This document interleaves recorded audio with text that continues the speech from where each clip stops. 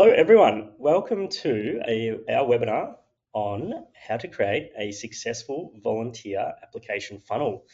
My name is Bennett, I'm the co-founder and CEO of Rosterfy, and thank you for tuning in today. What we'll be covering today is four main areas. I'll provide an initial overview of Rosterfy, who we are, what we do, and what is our mission. We'll then get into the detail around the impact of reviewing your volunteer application funnel and specifically talking about what that is. We'll also cover off benefits of addressing each demographic when it comes to recruitment and improving effectiveness. Talk about practical ways to improve the onboarding process, and then also look at some real life examples, and I'll include those as we go through the presentation. Looking forward to getting into it. So who is Rosterfy and what do we stand for? So Rosterfy is an end-to-end volunteer management platform. What we're most proud of is our mission and the impact we're having globally. So our mission is to connect communities to events and causes that they're passionate about. And we're seeing that across a lot of segments and a lot of different industries that rely and are really focused on providing great volunteer experience, but either recruiting and retaining those volunteers to deliver more of their services. So a few numbers that I'd love to share with you. One that we're most proud of is very recently, we just surpassed 100 million volunteer hours through the platform. And that's scheduled hours where volunteers are engaged with our customers and delivering all kinds of goodness and services to them. We operate in 35 countries globally, and we also are part of Pledge 1%, so our team are volunteering and equally giving back as much as our customers are as well. So we're incredibly proud of the sector we operate in and the impact that we're having across the team and across the globe. So as you may have seen, we are operating across multiple countries with teams in the UK and EU, along with North America and APAC region as well. A few logos here, certainly not the full customer list in its entirety, but we are one of the largest and, in our eyes, global leaders in mass workforce programs. So here you can see a number of examples from not-for-profit organisations to local government and sport and events, as well as some higher education universities who are using it to engage their volunteers, particularly students in more volunteer work as well. So we don't have favourites, so to speak. We are very proud of all the customers we work with, and we're looking forward to growing that and providing better services to them going forward as well. A couple of specific case studies that I wanted to share because this will align closely with the journey that we go on today, and particularly the onboarding analysis that we're doing. One of those examples is the British Heart Foundation. So recently they had an independent audit completed on their volunteer program and a number of statistics that were incredibly powerful, but really showcased the impact that very focused, very dedicated volunteer management software can have in an organisation. As you can see here, we're really proud of those. So the use case was British Heart Foundation implemented Rosterfy across 700 retail outlets in the UK. This was supporting around 12,000 volunteers every week. So an enormous program with an enormous amount of effort, administration and time involvement from all. The independent report came back saying that Rosterfy has been able to reduce the admin time by 50% and save up to 380,000 Australian dollars equivalent by providing a more consistent and engaging experience for volunteers. Those are really significant numbers, really significant impact. And what we're most proud of was that this is an independent review done by a external party based on one of our key clients. So I'll talk through some examples of how we've seen that and how we've brought that to life. But we did want to talk through that as a starting point to bring it to life a little bit more and show you what can be done. You'll see down in the bottom right there a really key stat that's relevant for today is that we actually helped automate a number of the onboarding steps and really fast track that, which meant that there were 21 less onboarding steps in their volunteer process thanks to the automations we put in place.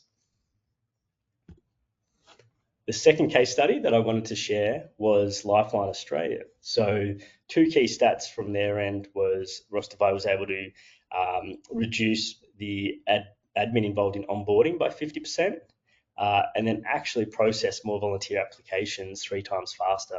So as Vola, their volunteer lead, summarised, after using Rosterfy for one week, they were able to process 10 to 12 volunteer applications per hour compared to 3 to 4 previously. And a lot of that, the outcome of that is obviously increased recruitment, but then a better experience for volunteers, but ultimately leads to more loyalty as well. So really proud of the case study with Lifeline Australia. So today we're talking through specifically, and a key question that we wanted to put forward was what is the completion rate from a volunteer expression of interest to then having them attend their first shift. We speak to a number of prospects and organisations in the sector who are facing this challenge.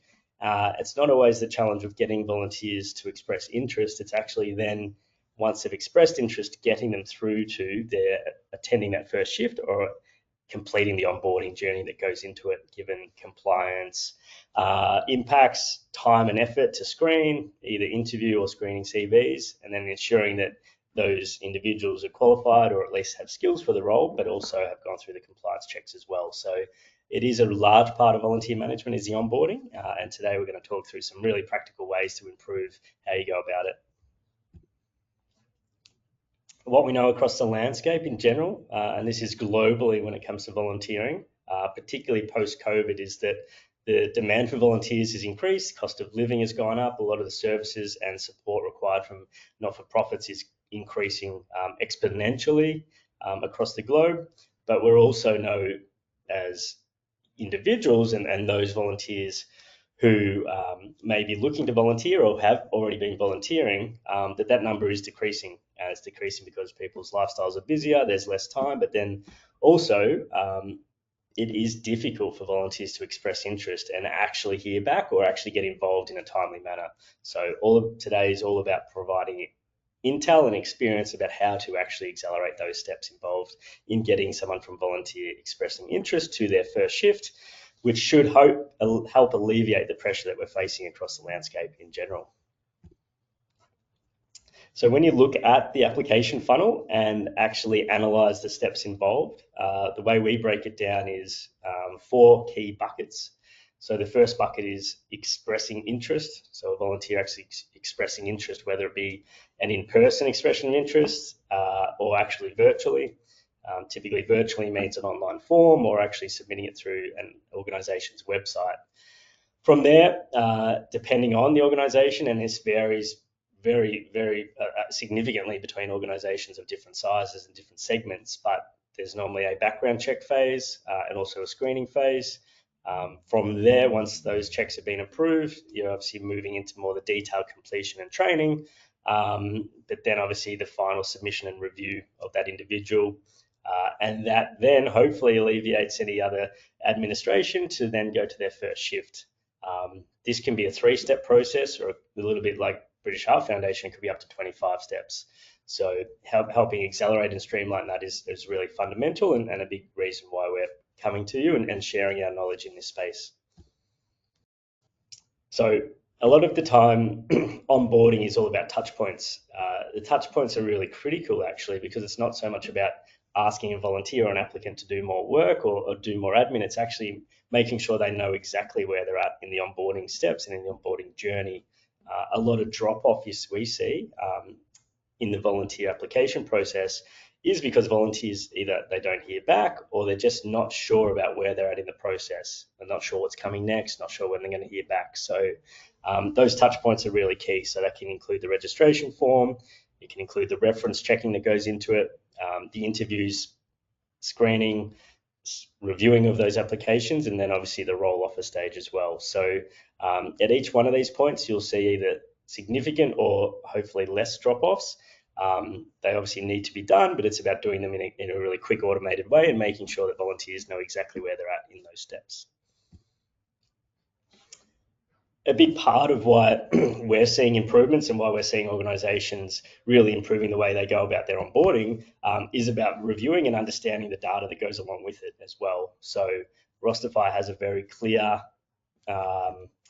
dashboarding webpage where you can actually now see exactly who's registered, who's at the interview stage, who's either deactivated, and a number of those steps are very visible and very easy for your administrator to see, as well as they are for the volunteer to see on their side. So transparency to the data and actually understanding the steps involved is critical and a big reason why organisations are now feeling more comfortable with where their volunteers sit in that process. The other example we like to see as well is once you're seeing that data and understanding what it looks like from an administrator side, from a volunteer perspective, equally, as I mentioned, that transparency is key. Where are they in the volunteer onboarding journey? How do they know what's coming up next? And do they have to check their inbox every day to know what's coming up? I'm waiting for an email from a volunteer coordinator, or can they go to a central location to understand exactly where they sit in the process? Our take, and as you'll see in the Rosterfy volunteer portal, is that there's a My Journey process and a My Journey page where you can actually track from a volunteer lens where you sit in that process. So there's no second guessing, there's no being unsure or worst case losing interest in the onboarding process because you know exactly where you're at, and that increases not only the trust and the loyalty for a volunteer before they even joining your workforce, but it also ensures that the conversion rate is actually increasing over time because you know exactly where volunteers are at, and they equally do as well. The next one for us is really focusing on personalised engagement. So volunteers, as we know, and we've seen across the space, are very empathetic, very loyal, very connected individuals who want to stay involved, and they typically want to know exactly what impact they're having within your organisation. So providing an engaging and equally a better overview of your program is really essential, but actually bringing them into the fold is really critical as well. So you can provide that through the mobile app that Rosterfy offers, and also the extension of the volunteer portal. So it can come through news articles, reward and recognition initiatives, and it means that whilst they may not be working a shift, there are engaging elements to their volunteer program that typically they may not have seen previously. So it's all about touch points, it's all about engagement and making sure that they're available when you next need them, but equally they can put their hand up and proactively get engaged more because they know exactly what's coming up and what's happening across your organisation as well. A big part of it as well from not only moving volunteers through the funnel is how do we attract them at the top of the funnel? So a big reason why attracting volunteers and more volunteers is really critical is every year we're seeing new demographics, changing generations of volunteers coming into the sector. Incredibly exciting and an incredibly powerful momentum to leverage, but it does need to be done in a really effective way, but it equally can't be done in the same way that it's always been done. So here I'm going to share a couple of ideas and what we're seeing in each demographic so that we can actually provide a better experience for them to become more involved. So each demographic has their own unique reason for volunteering. Here we've got 4 different generations, and we start with the over 60s. So we know they want to be part of their community, they want to be connected and have flexibility. They also have a lot more spare time than other generations as well. So what they tend to do is may not rely on the technology as much as just what they've seen and what they've done in the past, but they also have reasons that may preclude them and make it difficult for them to get involved. It may be accessibility challenges, it may be usability challenges with any technology that's rolled out. So change management and technology go hand in hand. And what we're focused on, particularly with our mobile app, is ensuring that the accessibility is there. So volunteers at that age group, it's very easy to understand, very clear information, and it's not a barrier to being involved more in volunteering, but it's actually a reason to want to get involved more because that now they've got information that they may never had previously. Gen X, clearly going through that phase where there's probably family responsibilities coming into their lifestyles. There's more reasons that there's other pressures, time limitations. And a big part of it for Gen X is actually making sure that they have easy to see, easy access to volunteer opportunities to do it on their schedule. So they've got less time to spare, and a big reason Rosterfy is getting on the front foot and being proactive is because now the platform can actually help organisations proactively promote opportunities in advance and let that generation actually do it on their schedule rather than to be forced into doing every Monday afternoon when it's just not practical for them to do it. Millennials are in a similar stage. A part of it for them is really now moving through the workforce and moving their way into probably more professional roles equally means that they'll have less time to volunteer. So a little bit like Gen X, they need it to be easily accessible. They want it to be flexible so they can submit their availability instead of being told when they need to be volunteering. And often if they're in the corporate world, there's corporate volunteering programs that are really effective and make it easy for them to get involved. But again, they need to know what's coming up. They need to have somewhere to go to be able to see opportunities. And the Rosterfy app and initiatives we're working on make it very easy to do that as well.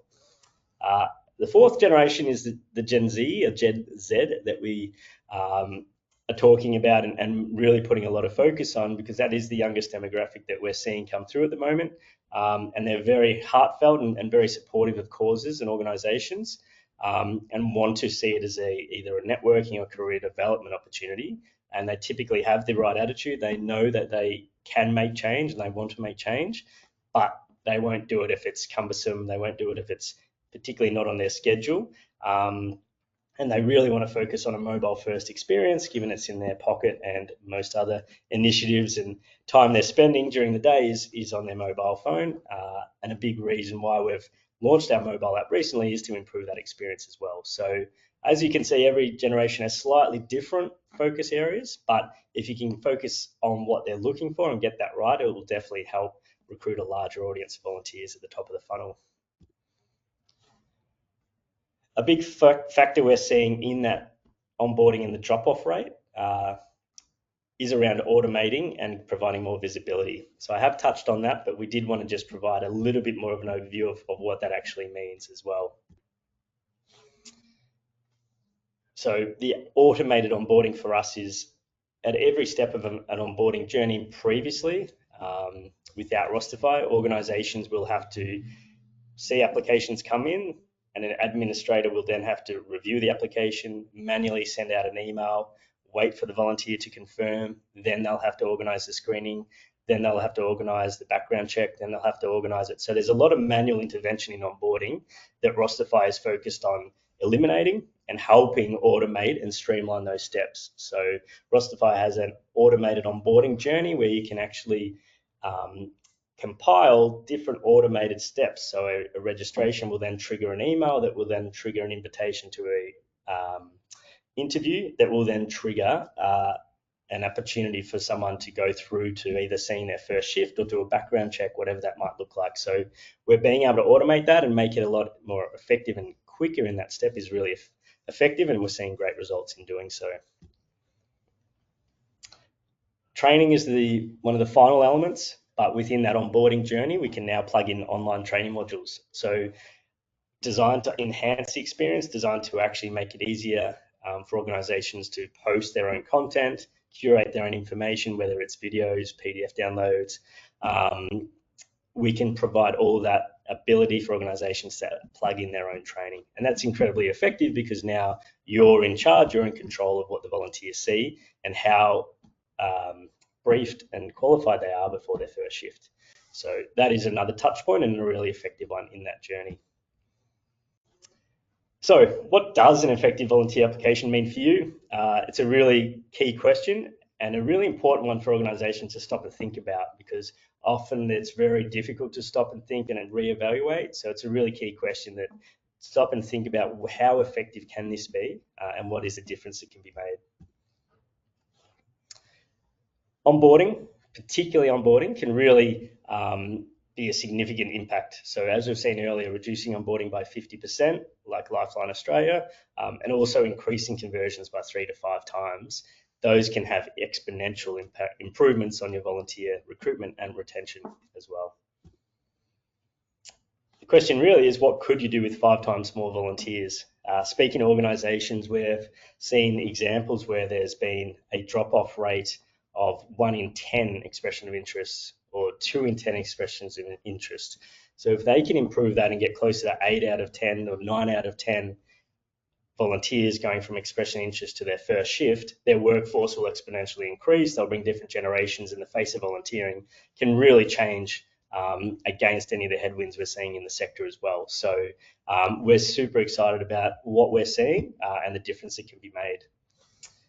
As a summary and just wrapping up, going through these key steps in the onboarding is a fundamentally key area to start your assessment. So want to ensure more of your recruitment efforts result in more volunteers.